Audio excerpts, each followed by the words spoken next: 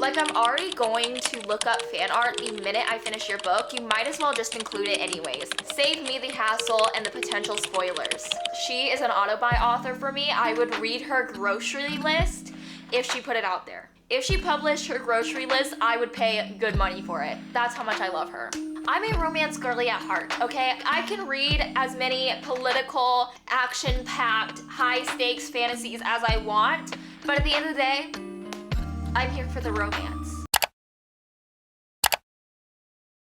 Welcome back to my channel. So today's video is super fun, which is the 10 before the end. Essentially, this video is going to be me talking about the 10 books that I'm hoping to read before the year 2024 comes to a close. So let's get into it. So starting off, the first book on my end of the year TBR is Spectacular by Stephanie Garber. This is basically, in a nutshell, a holiday special that takes place in the Caraval universe with all your favorite characters, and I am so excited about it. It's also illustrated. It has fan art intertwined throughout the story, which I love. Honestly, I think more authors should incorporate fan art into their books because it just adds so much to the reading experience. Like, I'm already going to look up fan art the minute I finish your book. You might as well just include it anyways. Save me the hassle and the potential spoilers. I don't know much about Spectacular just because I like to go into my books pretty much blindly,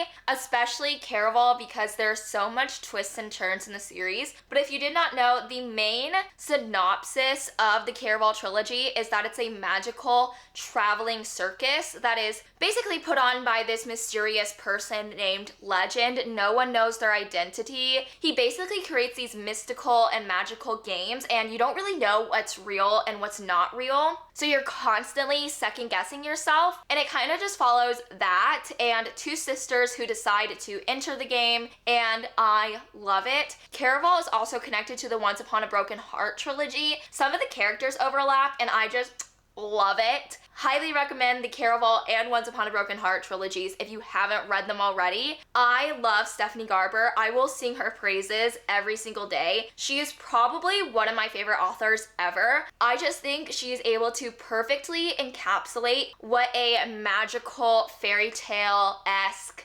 fantasy is like, and I eat it up every time. So the next book is the Songbird and Heartstone by Carissa Broadbent. This is the third book of the Crowns of Nyxia series. Unlike the first two in the series, The Serpent and the Wings of Night and The Ashes and the Star-Cursed King, this book is following a new protagonist, Mishka, I think is how you say her name. We meet her initially in the first book. She is actually a friend of the main male character in The Serpent and the Wings of Night, and she has this like very cool background. She used to be a worshiper of this sun god, like a very high up religious figure, I think, but she was turned into a vampire against her will, and so her sun god unfortunately kind of disappeared and abandoned her. So basically in this book, I think she gets captured by a vampire prince. Even though she didn't want to go on this mission to begin with, it's very dangerous, it's very high stakes. It kind of presents her an opportunity to betray the vampire prince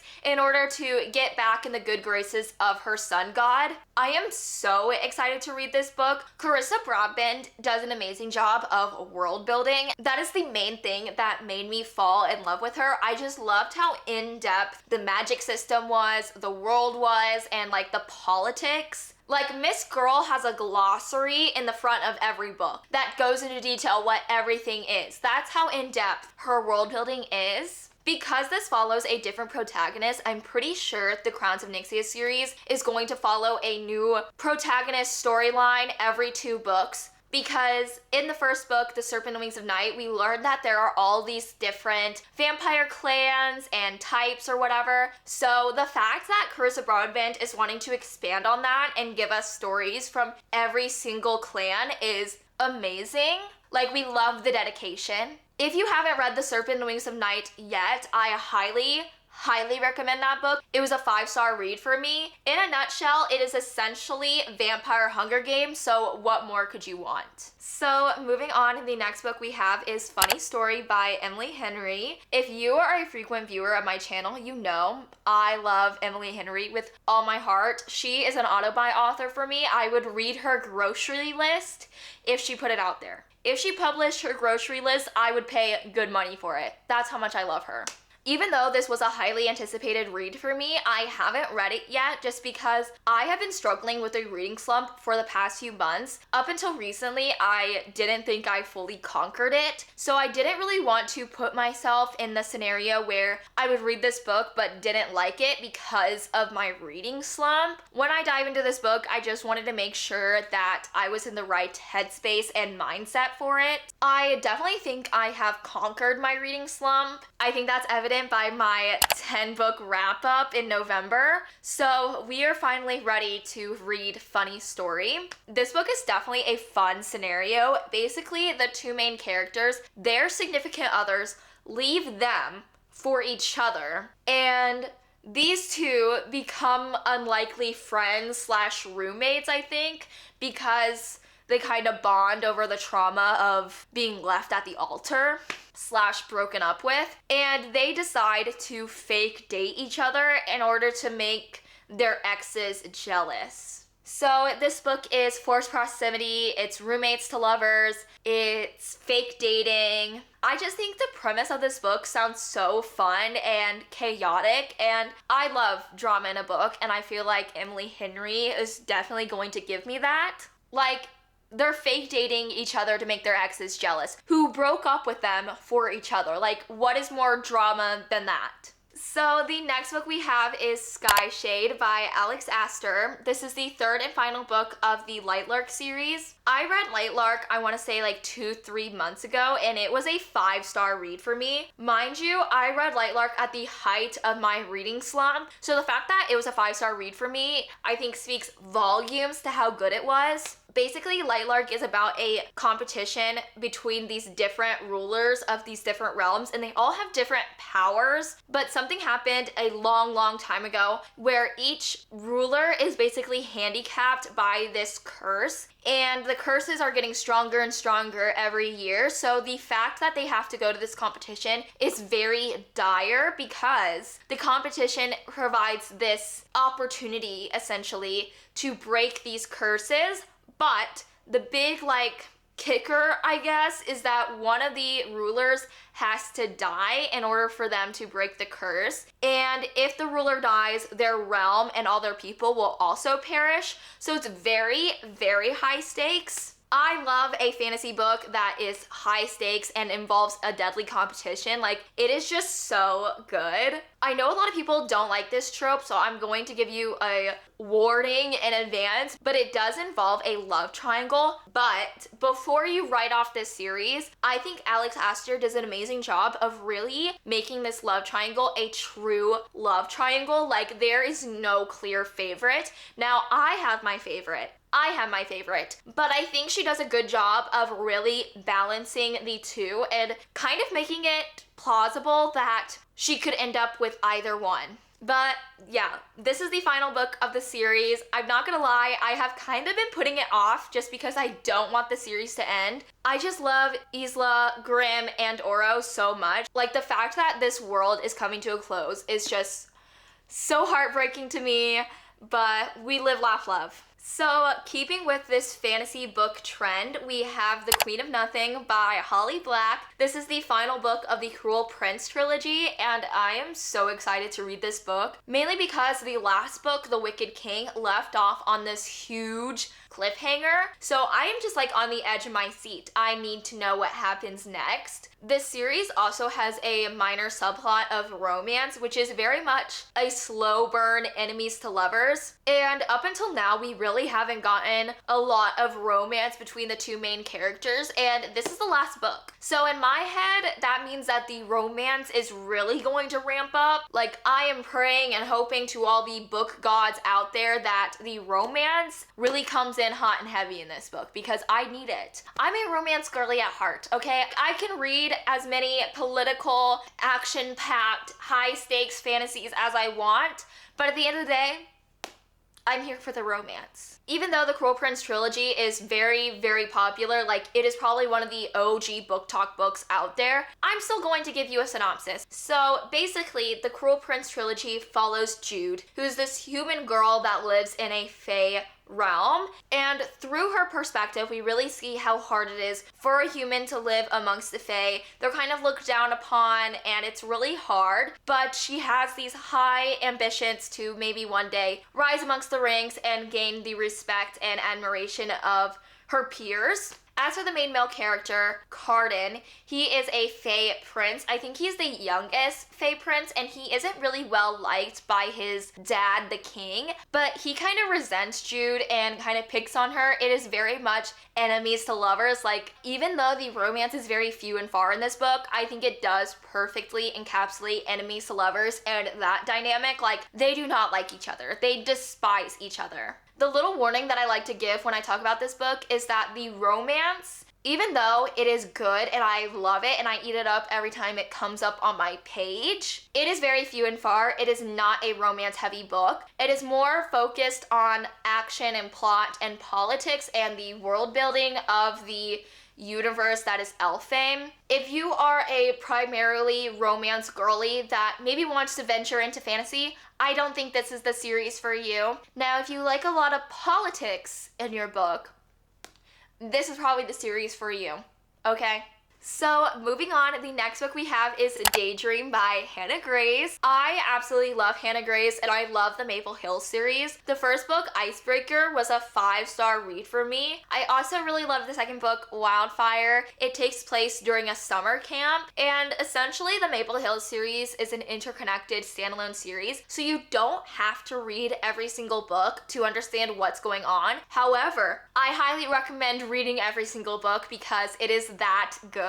If you are a lover of found family in your romances, pick up this series if you haven't already. I absolutely love the found family trope, and I feel like this series does such a great job of incorporating that dynamic. It is just so endearing. So in Daydream, we are following Henry, who is probably one of my favorite characters from this series. I have been anxiously waiting for his book, but basically the plot of this book is that Henry is in this super hard class, but he understands that he needs to make sure he succeeds and doesn't let his grades slip, which leads him to Hallie. After accidentally bombarding into her book club, they kind of become friends and she decides to tutor him and help him with this class. Hallie is kind of a introverted, more shy person, whereas Henry is very extroverted and popular. Hallie is also a bookworm, and if there is one thing about me is that I love when characters in books are also bookish people. I feel like when this happens, the author always incorporates like fun, bookish humor, and I'm just able to relate to the character on a whole different level because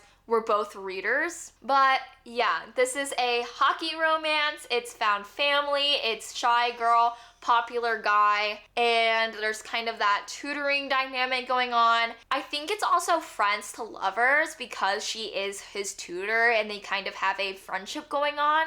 Even though this is technically a series, I'm counting it as one book because they're all novellas, but that is the Under the Mistletoe series. This is basically a collective series of holiday/Christmas themed novellas, and they're all written by different authors. I'm pretty sure Ali Hazelwood and Tessa Bailey both wrote one, but Amazon Publishing did something similar to this in February, but with Valentine's Day novellas, and I ate that up, so I feel like this series is going to be up my alley for sure. One thing that I really liked about this series is that it really allows the opportunity to not only read novellas written by your favorite authors like Ali Hazelwood and Tessa Bailey, but also to branch out and find new authors. I don't know why, but the idea of reading a 50 to 100 page novella by a new author is a lot less daunting than committing to a 300 or 400 page book. It's honestly just a little bit lower stakes, I think. But the main thing I'm looking forward to about this series is that all the novellas come in audio format. If you have the Kindle Unlimited app, you're able to download the audiobooks of all of these, and I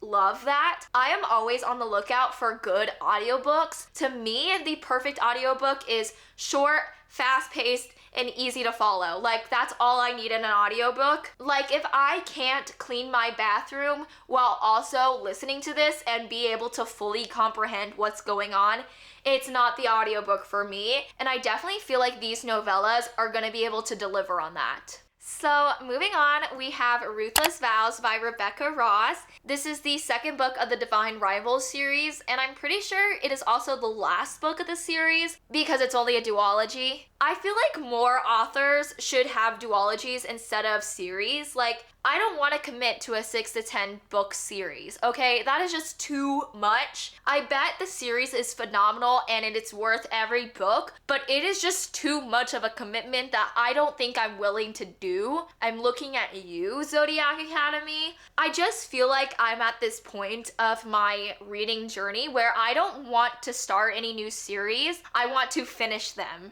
As you can tell by this video, because all the books I'm wanting to read by the end of the year are part of a series that I'm trying to complete. With that being said, I'm not going to give you guys a synopsis of Ruthless Vows just because I don't want to give out any spoilers, but I will talk about Divine Rivals, okay? So Divine Rivals is about Iris and Roman in their kind of workplace rivals. They work at the same newspaper company, but they're constantly in competition with one another. I think they're competing for the same promotion. So because of this, they are not friends, like, at all. They despise each other, but they are both in possession of these magical typewriters, and each letter that they write from these typewriters gets delivered to one another. But because they do not divulge their true identity, they kind of become anonymous pen pals, and because of this, a unlikely friendship kind of grows and fosters. The setting of the book takes place during this war between two gods,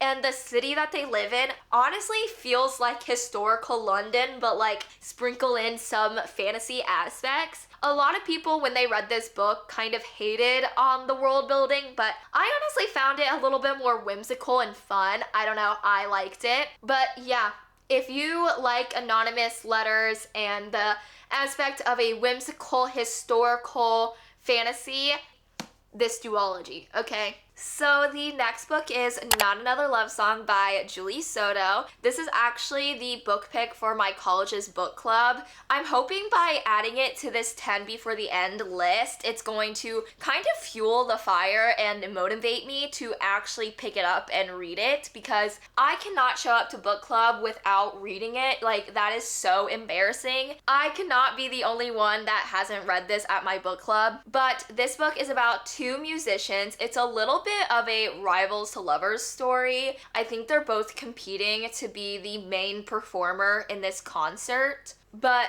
don't quote me on that because I do not read the backs of books. I don't know why. I like to go into books basically blindly.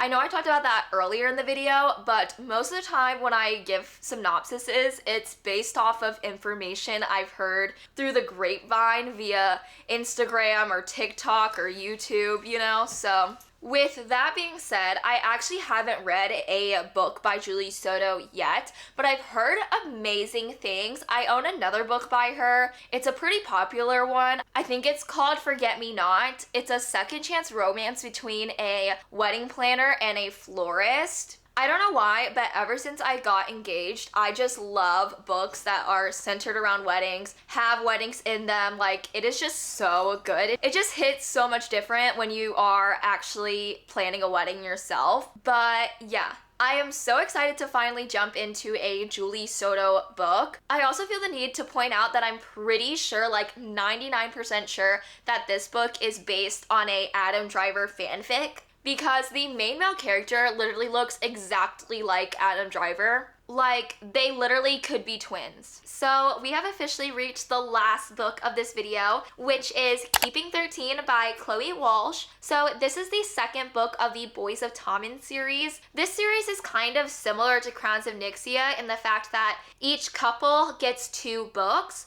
I read Binding 13 at the start of the year, I think, and I really liked the book. It was definitely a more emotional and heavy read, but there's just something about character-driven books that I love. I feel like I'm able to connect with the characters on a whole different level. So Binding and Keeping 13 are about Johnny and Shannon, and the whole series does take place in Ireland, so there is a little bit of a different vocabulary and slang being used, but don't worry, Chloe Walsh does include a glossary on what these slang words kind of mean, because I was a little bit lost when I first started the book. But Shannon has a very bad home life, and on top of that, She's also getting bullied at school, which leads her to transfer to Tommen College. Johnny, our main male character, attends Tommen College, and he's kind of like the golden boy of the school. He's the star rugby player. He's very popular and well liked. And even though he is kind of intrigued by Shannon, he is actively trying to stay out of her way. But at the end of the day, Johnny and Shannon are just kind of pulled to one another, and they just develop this very deep friendship. Johnny really wants to be there for Shannon and protect her and kind of provide support that Shannon has never had before. Like I mentioned earlier, this series is very emotional and heavy, so make sure to look up trigger warnings before diving in.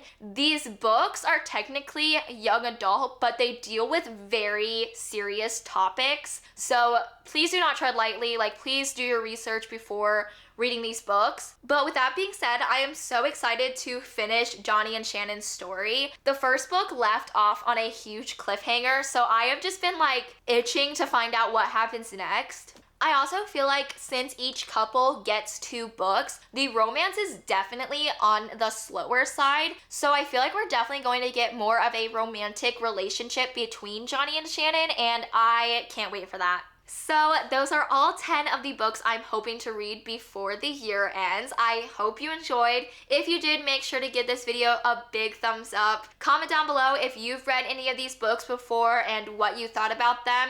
And if you have any books that you're trying to read before 2024 ends, I would love to know. And lastly, make sure to subscribe for more videos. I have a lot of fun things planned, so make sure to subscribe to my channel so you don't miss out. And yeah, that is it. I will see you guys next time. Goodbye.